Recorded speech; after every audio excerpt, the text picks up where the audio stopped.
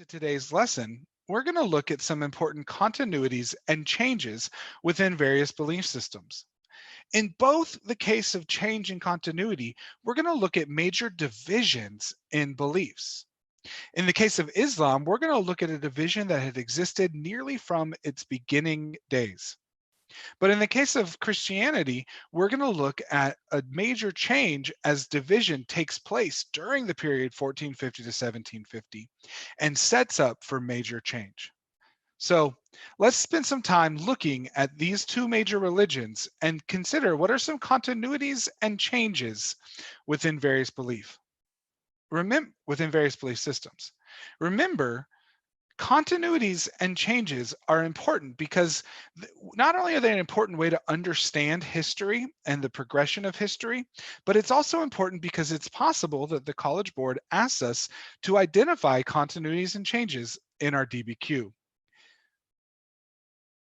So let's start by talking about before an event known as the Protestant Reformation. In the picture on the left side, you see a painting of Constantinople. He was a emperor of the Roman Empire who played a major role in creating Christianity as a part of the Roman Empire. And when the Roman Empire fell, Christianity had already been a dominant force across the Roman Empire. So as Europe entered a period that we now call the Middle Ages or medieval times or the Dark Ages, as we look at that period, we know that one of the most dominant forces over people, oftentimes even more dominant than the political powers, the monarchs, and the lords, was the Catholic Church. And the Catholic Church had extraordinary power over the people. They could influence the actions and behaviors of governments and individuals. And we can remember back to learning in when we discussed Unit 1, we can think back to how the Catholic Church even had the power to persuade people to go and fight in a distant land through the Crusades. So we know that prior to 1450, the Catholic Church had a massive amount of power in people's lives, both genuine power and more subtle influence over their actions and behaviors. Like in most states, as a matter of fact, the Catholic Church could tax people. And one of the most famous things that the Catholic Church did at the time was something called indulgences, where when people sinned or did wrong against God, in order to receive the appropriate forgiveness, they had to buy indulgences. That meant they could only get to heaven when they died if they had spent the appropriate amount of money during their lifetime. On the right side, you see an example of the power of the people in the church. You see an example of the power the church has over its people. In the 1300s, a man named Jan Hus was a leader of a movement against the Catholic Church, and particularly against what he saw as the poorly described necessity of the priesthood. He questioned the necessity of the priesthood and even the necessity of only keeping the Bible in the Latin language. In response for his objections to the Catholic Church, Jan Hus was burned alive. And you can see here in this image just before he's burned alive. It demonstrates the power of the Catholic Church. But much of this power changed after the writings of a man named Martin Luther. Martin Luther was a German monk. And as a German monk, he had the education necessary to read the Bible for himself. At this time in European history, it was actually really uncommon for people to be able to read the Bible for themselves. The Bible was exclusively written in Latin. Even though that wasn't the original language for the Bible, or at least not all parts of the Bible at the time was exclusively written in Latin language, and it wasn't allowed to be translated into other languages. But most people didn't speak Latin. They spoke what we call a vernacular, or a local common tongue. The early stages of English or French or German. However, the Bible was translated in Latin, so many people had no access of it to themselves. They could only access the Bible through their educated priest. Martin Luther objected to many parts of the Catholic Church. And his objections were mostly about the corruption, what he saw as the corruption of the church, and the way the church had manipulated the words of the Bible in order to benefit the people or the leaders of the church, rather than to demonstrate the truth of Jesus Christ. So Martin Luther issued what is called the 95 Theses. And rumor has it that he nailed the 95 Theses to the front door of a famous German Catholic church. He also had these published, and they were able to be printed because, as we talked about earlier, in the period 1200 to 1450, technology spread along trade routes, such as the printing block and printing methods came from China to Europe. So that by the 1500s, 1517 to be precise, when Martin Luther published his 95 Theses, they could be quickly replicated. Some of the key aspects of Martin Luther's objections to the Catholic Church included the selling of indulgences and simony. Indulgences, as we spoke earlier, was people buying their forgiveness from God for their wrongdoings. And simony was people paying for church offices. The heart, however, of Martin Luther's rejection of the Catholic Church was in the phrase faith alone. See, he believed that it was one individual's responsibility to create a relationship with God and to earn salvation through faith alone. That it was through the idea of having faith in God that would provide salvation, not following a set of rules or paying for forgiveness, or many of the other ways that the that the Catholic Church defined it. He also believed that because it was about faith alone, that everyone should have access to their own religion, that they could speak directly to God rather than speak to God through saints or priests. And he believed that the Bible should be translated into vernaculars so that people could read it. One important reality of Martin Luther's concept of faith alone was that faith alone was also a woman's responsibility, that she could receive her salvation through faith alone, rather than having to depend on a male priest in order to help her get her salvation. This was important because it gave women access to the religion in a new way. It also helped encourage literacy for women and literacy for people across Europe in general. As the Bible was translated into vernacular languages, more and more people began to learn to read and write in the vernacular that they already spoke, because they were interested in reading the Bible for themselves. And Martin Luther actually preached that it was a woman's responsibility to raise her children in the Bible, and so that they were to learn how to read and write the Bible at home. Martin Luther caught a lot of followers, and he also encouraged other people to break away from the Catholic Church themselves. Some of the most famous examples are John Calvinist, who believed in a theology called predestination, and his followers known as the Huguenots. Another group was the Puritans, and another group was the Anglican Church, or the Church of England. You can see in this image here a stained glass window of Jesus Christ holding an English flag on the cross, showing just how different each iteration or version of Christianity could become. You might even remember learning as you grew up about the creation of the United States of America. You might even remember learning about colonists leaving Europe in order to come to America to escape religious persecution. What you may not have realized is that the religious persecution that took place was not between members of different religions, but between members of different branches of Christianity. These branches all came about as a result of the Protestant Reformation. Many years after the Protestant Reformation came a Catholic response, what's often called a Counter-Reformation or the Catholic Reformation. The Catholic response took place in many different ways. One important thing that the Catholic response included was what was known as the Inquisition. The Inquisition was an attempt to root out evil or people who weren't properly following the religious structures of Catholicism. You can see in this image here, you can see an example of what was referred to in Portugal as an act of faith. An act of faith, what here was punishing non-believers. So in this image that represents part of the Inquisition, the Catholic Church and the Portuguese government are ready to put to death people who had spoke out against the Catholic Church. Another example of the Counter-Reformation or the Catholic Reformation included the creation of the Society of Jesuits. Jesuits are a specific type of Catholic missionaries, and their goal was to seek out to grow the church in response to the many numbers of people it had lost as a result of the Protestant Reformation. At first, many Jesuits sought to continue their missionary work in Europe, but they also moved to new places, particularly into Asia. And many of the Jesuits brought technological and innovative concepts and goods from Europe to places like China and Japan.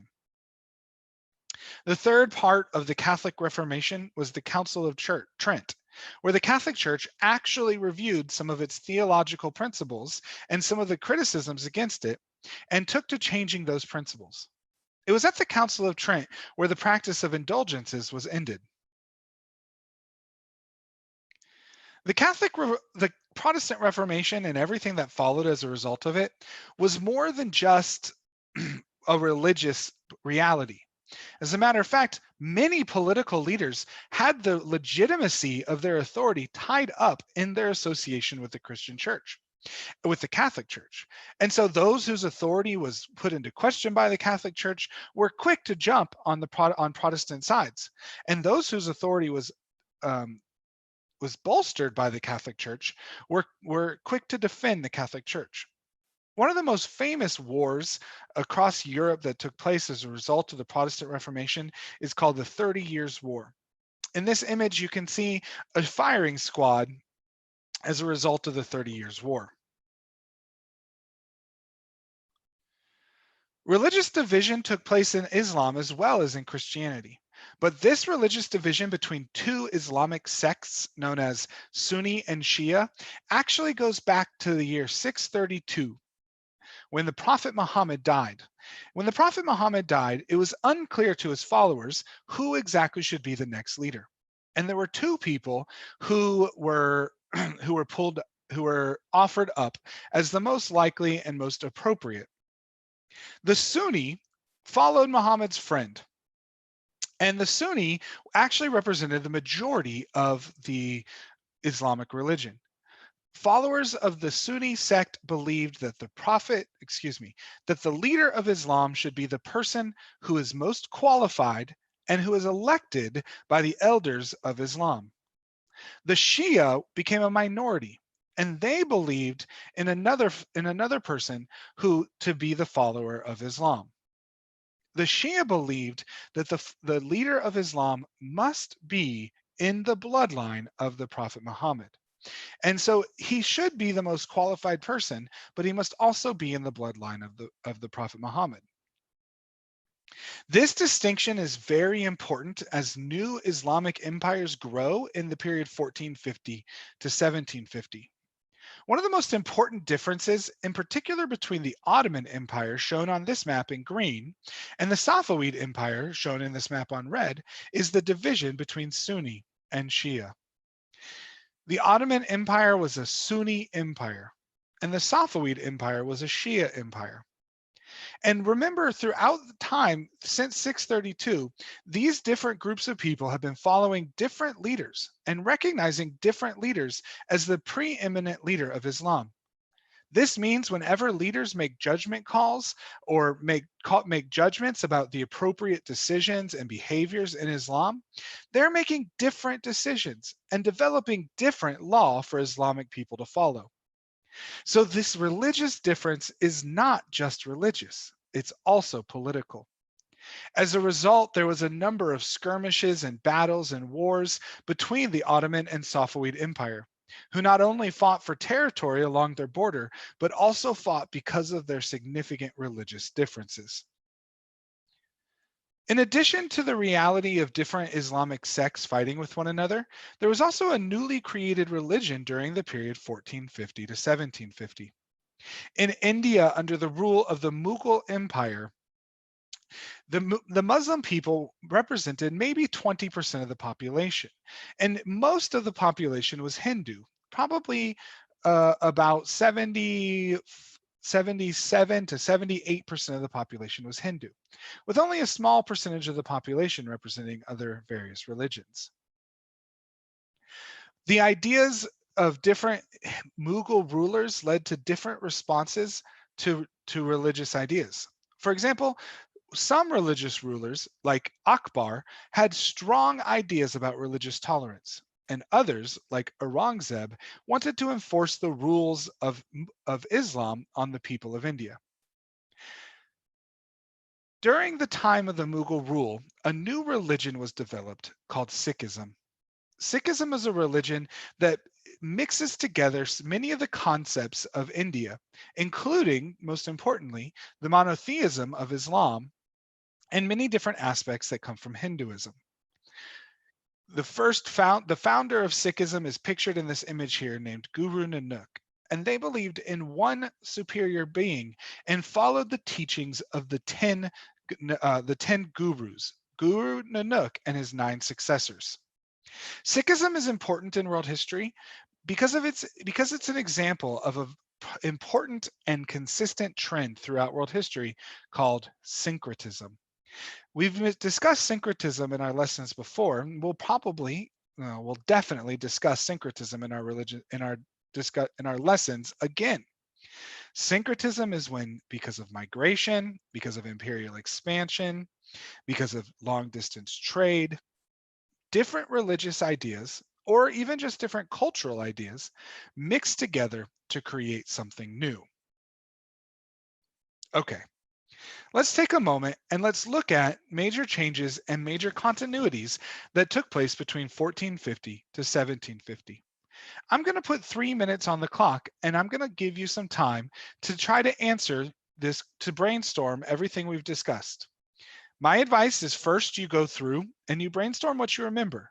And then if you need to, go back through your notes from our discussion today and brainstorm what changed and what stayed the same about belief systems during the period 1450 to 1750. I'll put 3 minutes on the clock.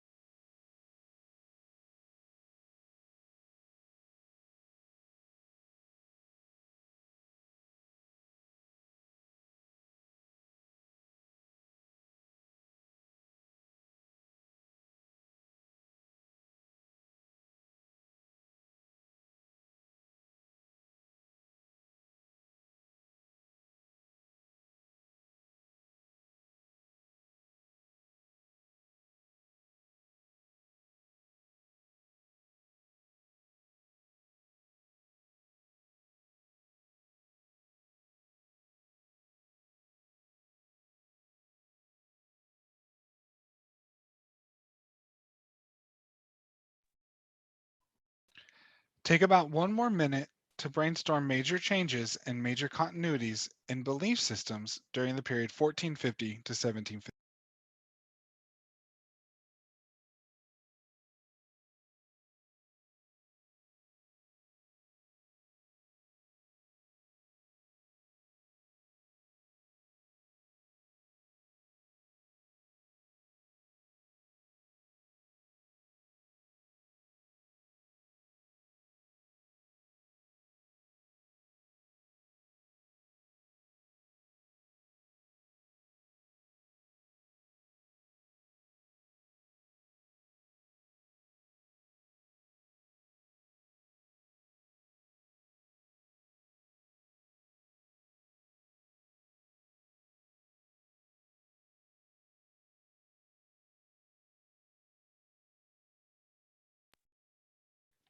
All right.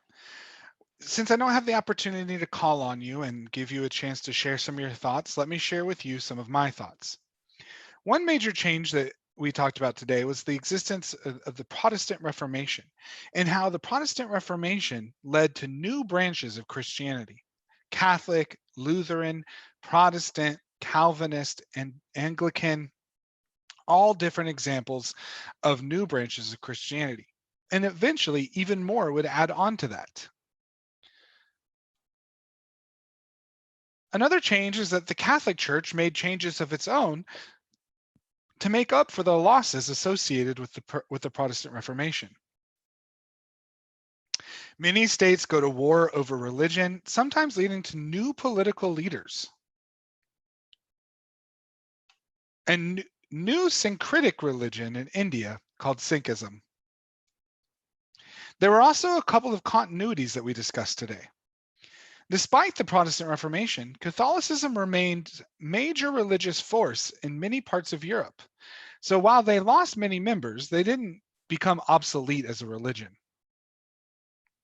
Another example is that the division in Islam between Sunni and Shiism continued to lead to violence even before 1450, but especially between 1450 and 1750, as the Ottoman and Safavid Empire went to war with one another.